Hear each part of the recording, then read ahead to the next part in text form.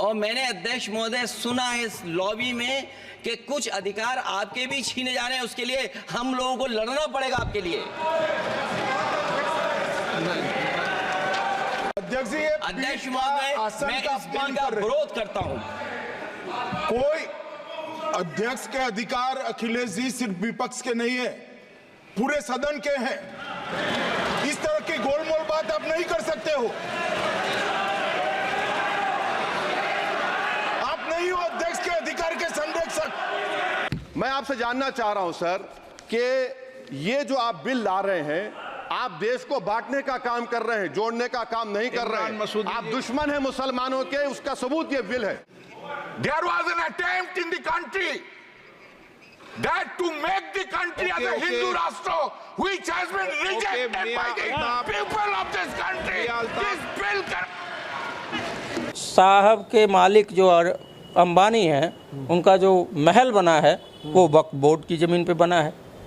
तो अब अगर वक्फ बोर्ड की ज़मीन पर बना है तो जब भ्रष्टाचार की जांच होगी तो फंस जाएगा मामला। तो साहब का घर ढहा दिया जाएगा, वो हो गया।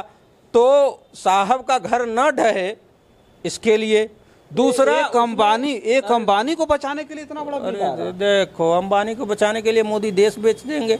आपको क्या लगता है? एक अडानी को बचाने के लिए मोदी नाक रगड़ने लगे। जेपीसी से जांच नहीं हुई हिंडनबर्ग रिपोर्ट की, हुई क्या? अडानी अंबानी उनके मालिक हैं, वो पैसा देते हैं भाई, जिसके बल पे ये चुनाव लड़ते हैं। आप बता दो कि पिछले 10 सालों में एक भी ऐसा बिल बताओ जिस पे सरकार ने पूरी तरीके से चर्चा की हो। चर्चा ही नहीं होने देते। पहली बार देश के इतिहास में, संसदीय इतिहास में ये हुआ है कि विपक्ष चर्चा करना चाहता है और सरकार चर्चा से भागती है। एक बात उसमें और आई कि वक्फ में अन्य समुदाय के लोगों को भी जोड़ा जाएगा। तो मुझे तो इस बात का संकट दिख रहा है कि अगर आप मुस्लिम धार्मिक संस्थाओं, संगठनों में अन्य समुदाय के लोगों को डालेंगे कानून बना के, तो कल को मांग उठेगी कि भाई हिंदू धार्मिक ट्रस्टों, संस्थानों, मंदिरों में भी अल्पसंख्यकों का प्रतिनिधित्व डालिए। क्या काशी विश्वनाथ मंदिर में, राम मंदिर न्यास में किसी मुस्लिम या किसी अन्य समुदाय के लोगों को आप एक्सेप्ट कर पाएंगे? साथियों नमस्कार, मैं हूं रजनीश और आप जन आदर्श भारत देख रहे हैं। इस वक्त हम उत्तर प्रदेश के वाराणसी में हैं। ये वाराणसी देश के प्रधानमंत्री नरेंद्र मोदी जी का संसदीय क्षेत्र है। देश भर में जो बड़े बड़े मामले हैं, 2 मामले पर आज हम बात करने के लिए बनारस में उपस्थित हुए हैं। और हमारे बीच में जो हमारे खास मेहमान हैं वो कांग्रेस पार्टी के प्रवक्ता वैभव त्रिपाठी जी हैं। बीते लोकसभा चुनाव में वो बिहार के प्रवक्ता प्रभारी भी बनाए गए थे। वो न्यूज़ चैनलों के पैनलिस्ट भी हैं, तमाम बड़े चैनलों में आप देखते होंगे। आज हम जिस बात पे चर्चा करने जा रहे हैं, 2 खास मुद्दे हैं। पहला ये कि जो भारत की बेटी विनेश फोगाट जो पहली महिला पहलवान थी जो कुश्ती में गोल्ड मेडल लाते लाते रह गई, थोड़ी सी दूर रह गई, और उसके पीछे बताया जा रहा है कि जो सिस्टम है उसका बहुत बड़ा हाथ रहा है। चाहे वो यहाँ का सिस्टम हो या पेरिस का सिस्टम हो, बहुत बड़ा हाथ रहा, उस पर भी चर्चा करेंगे। और साथ साथ जो अभी सदन में वक्फ बिल जो पेश किया गया है उस पर ज़बरदस्त तरीके से चर्चा हो रही है। विपक्ष और सत्ता पक्ष में नोक झोंक हुई है। अखिलेश यादव और जो है अमित शाह की जो नोक झोंक हुई वो भी बड़ी चर्चा में है। तो हम सबसे पहले आपसे उसी पे चर्चा करेंगे। वक्फ बिल जो आ रहा है, तो सबसे पहले बहुत बहुत स्वागत है आपका। धन्यवाद। क्या कहेंगे जो वक्फ बिल आ रहा है? इससे पहले नजूल आया यहाँ उत्तर प्रदेश में, अभी पेंडिंग हालांकि चल रहा है। वो अखिलेश यादव ने कहा कि वो मुस्लिम नाम देख करके घबरा गए जो है मुख्यमंत्री जी, और जल्दी जल्दी मुस्कुरा दिए। बाद में समझ में आया कि अरे हिंदुओं की ज़मीन जा रही। अब वक्फ बिल आए, तो इस पर आपका क्या कहना है कि ये आखिर क्यों हो रहा है? ये वक्फ बिल क्यों आ रहा है? इससे पहले तो कभी ऐसी कुछ चर्चा नहीं हुई, तो अब क्यों ला रहे? क्या प्रतिक्रिया है कांग्रेस पार्टी की? देखिए, कांग्रेस इसका विरोध करती है, और मैं जो 2 बातें समझ पाया हूँ कि वक्फ बोर्ड के जो प्रोविजंस हैं, क्या बदलाव हो रहे हैं, इसकी कोई चर्चा नहीं है। सरकार का रिकॉर्ड है कि वो बिना चर्चा के बिल पास करा देना चाहती है, इसलिए कि पब्लिक में उस बात की टेक्निकल जो तकनीकी बातें हैं वो भी ना जाएं और बस पास हो जाए। तो वक्फ जो है उससे मुस्लिम बोध करा के सरकार हिंदू मुस्लिम का एक माहौल बनाना चाहती पूरे देश में, जबकि 2024 में जनता ने बहुत तरीके से इस नफरती एजेंडे को नकारा है। बावजूद इसके चूँकि प्रधानमंत्री मोदी जी 10 साल से प्रधानमंत्री हैं, तीसरी बार प्रधानमंत्री बने हैं, लेकिन 10 साल में कोई ऐसा काम नहीं है जिससे किसी को भी लाभ हुआ। गरीब और गरीब होता जा रहा है। और ऐसा कोई काम है नहीं क्या उन्होंने जिससे लाभ हो देश के? अरे उन्होंने जो बात कही, हर हफ्ते यूनिवर्सिटी लोग ढूंढ रहे हैं, मिल नहीं रही है। दरभंगा में एम्स शिलान्यास तक नहीं हुआ, लोग ढूंढ रहे हैं। ऐसी बहुत सारी, किसानों की आय दोगुनी, छत्तीसगढ़ में जाके बता दिया कि देखो दोगुनी हो गई। बाद में उस महिला ने कहा कि हमको 2000 रुपये दिए गए थे और बोला कि नहीं बोलना है ऐसे। तो ये सब बातें हैं, तो झूठ बोलना इस सरकार का एजेंडा है और सरकार की कोई ऐसी उपलब्धि नहीं है। युवा अग्निवीर का विरोध कर रहा है, किसान 3 काले कानून का विरोध करके एमएसपी की गारंटी की मांग कर रहे हैं। महिला अत्याचार का इतना उदाहरण है, अभी बगल में जो विधायक थे उनकी सदस्यता गई है पास्को में। तो यहाँ स्थिति ऐसी हो गई है कि हर ये सब पुराना मुद्दा होगा। तो चुनाव से पहले फिर से जीत के आया मैं उसे जीत के नहीं आए। देखिए बेसिक बात यह है कि अगर मोदी जी की 20 सीटें कम हो गई होती 2 जगह, उड़ीसा से अप्रत्याशित रूप से जो 19 सीटें मिल गई और जो बहन जी की कृपा से, बहन जी के बी टीम के रूप में काम करने से 19-20 सीटें हार गया विपक्ष और बीजेपी जीत गई।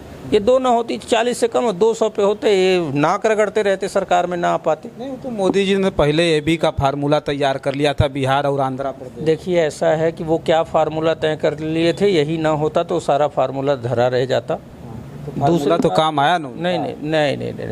अब भाई देखिए ऐसा है, जनता है, उसका जो जनादेश है वो सबको स्वीकार है। ये आपको लगता है कि जो वक्फ बोर्ड है वो इसलिए आ रहा है कि यहाँ नैरेटिव सेट कर रहा है हिंदू मुस्लिम? बस इसलिए कि आप जनता के बीच कहीं भी जाइए, किसी को पूछिए वक्फ बोर्ड है क्या, बहुत सारे लोग, चाहे वो हिंदू हों मुस्लिम हो, बहुतायत लोग 90-95% लोगों के पास इसकी कोई जानकारी नहीं है। बस जानकारी ये बोध होना है कि वक्फ ये मुस्लिमों का है, जा रहा है।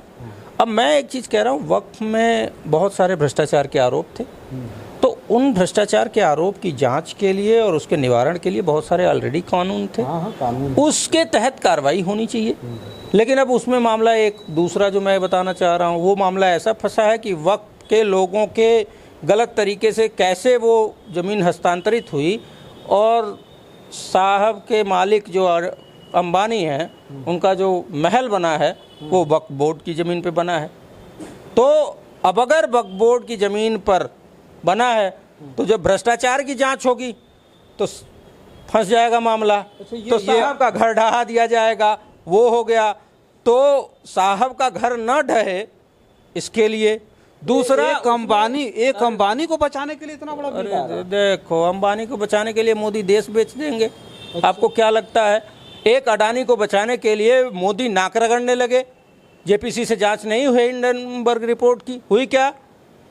अडानी अंबानी उनके मालिक हैं, वो पैसा देते हैं भाई, जिसके बल पे ये चुनाव लड़ते हैं और पानी की तरह पैसा बहाते हैं। एक तरफ जो 24 का चुनाव हुआ, आप क्या लेवल प्लेइंग फील्ड मानते हैं? एक तरफ कांग्रेस का खाता सीज कर दिया जाता है।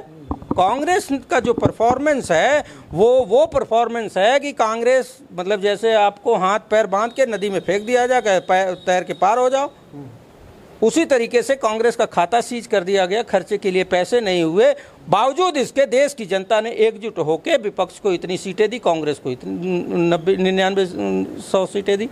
तो इस बात को समझिए, लेवल प्लेइंग फील्ड नहीं था और उन्हीं अमीरों का पैसा था जो पानी की तरह बहा रहे थे, वोट खरीद रहे थे, जो भी कर रहे थे। और मैं बताना ये चाह रहा हूँ कि एक प्रोविज़न उसमें और है। एक तो बात की भ्रष्टाचार की जांच होगी तो वो वक्फ बोर्ड के लोग फंसेंगे और जब वो फंसेंगे तो मालिक का महल ढहाना पड़ेगा, एक बात। दूसरी बात ये कि उसमें एक प्रोविज़न है कि 12 वर्ष तक अगर वक्फ की ज़मीन पे कोई दूसरा काबिज है तो वो उसी की ज़मीन मान ली जाएगी। तो वो संशोधन हो जाएगा तो 12 साल तक उस मुकदमे को टरकाया जाएगा और मालिक अंबानी जो है वो मालिक हो जाएगा। तो ये सारे प्रोविज़न हैं। आप ये बता दीजिए, किसी भी आदमी से जाके, सामान्य आदमी से पूछिए, किसी खेतीहर मजदूर, किसान, गरीब, युवा, किसी से पूछिए वक्फ क्या है, पता नहीं। क्या फर्क पड़ता है, पता नहीं। और वक्फ की जो संपत्तियां हैं, ये तो अच्छी बात है ना कि बिल आ गया, सब लोग जान जाएंगे, वो कोई नहीं जान पाएगा। वो कहाँ जानने के लिए, वो चर्चा से भागने वाले लोग हैं। आप बता दो कि पिछले 10 सालों में एक भी ऐसा बिल बताओ जिस पे सरकार ने पूरी तरीके से चर्चा की हो। चर्चा ही नहीं होने देते। पहली बार देश के इतिहास में, संसदीय इतिहास में ये हुआ है कि विपक्ष चर्चा करना चाहता है और सरकार चर्चा से भागती है। आप उठा के देख लीजिए, हमेशा पिछले जो भी सरकारें रही हैं, संसदीय कार्य मंत्री, प्रधानमंत्री, वित्त मंत्री, गृह मंत्री, ये सभी लोग विपक्ष के नेताओं से मिलते थे। उनके जो क्वेरीज थी, उनकी जो बात थी, उनकी जो मांग थी, उस पर चर्चा करते थे, उनकी मांग मानते थे कि भैया संसद चलने दीजिए। ये परंपरा रही है और अल्टीमेट सरकार की जिम्मेदारी होती है कि संसद सत्र चले और चर्चा हो, रोज स्थगन न हो। लेकिन अब क्या है, सरकार के लोग ही हल्ला करते हैं। भारत के इतिहास में पहली बार ऐसा हुआ है कि विपक्ष का नेता बोल रहा हो और प्रधानमंत्री, गृह मंत्री, संसदीय कार्य मंत्री, रक्षा मंत्री, 4-5 मंत्री खड़े हो रहे हों। कभी देखा क्या? मैं एक वाकया पूछना चाहता हूं आपके माध्यम से जनता से भी कि पिछले 70 सालों में कभी भी विपक्ष के किसी भी नेता को बोलने पे प्रधानमंत्री खड़ा हो कि किसी बात पे आपत्ति किया हो? कभी नहीं। और राहुल गांधी बोल रहे थे और ये चारों खड़े होके हू कर रहे थे, उसमें प्रधानमंत्री भी शामिल थे। तो ये पब्लिक भी समझ रही है कि ये देखो कैसे कमज़ोर लोग हैं। ये नहीं चाहते हैं कि चर्चा हो और विपक्ष के लोग बोलें और सच्चाई बाहर आए और इनका नकाब उतर जाए, इसलिए ये चर्चा से भागते हैं। तो वो चर्चा तो होने ही नहीं देंगे। सिर्फ हिंदू और मुस्लिम की बात। दूसरी चीज़, अभी एक ताज़ा बयान में कल सुन रहा था योगी जी का, बतौर मुख्यमंत्री, वो कह रहे हैं कि बांग्लादेश में हिंदुओं को मारा जा रहा, मंदिर तोड़े जा रहे हैं, फिर भी आप लोग नहीं समझ रहे हैं। अरे आप मुख्यमंत्री हैं ना, यूपी की सारी जनता के मुख्यमंत्री हैं, उसमें हिंदू मुस्लिम सब हैं, लेकिन आप कैसा बयान दे रहे हैं? तो आपने प्रधानमंत्री, मुख्यमंत्री के पद की गरिमा गिराई है।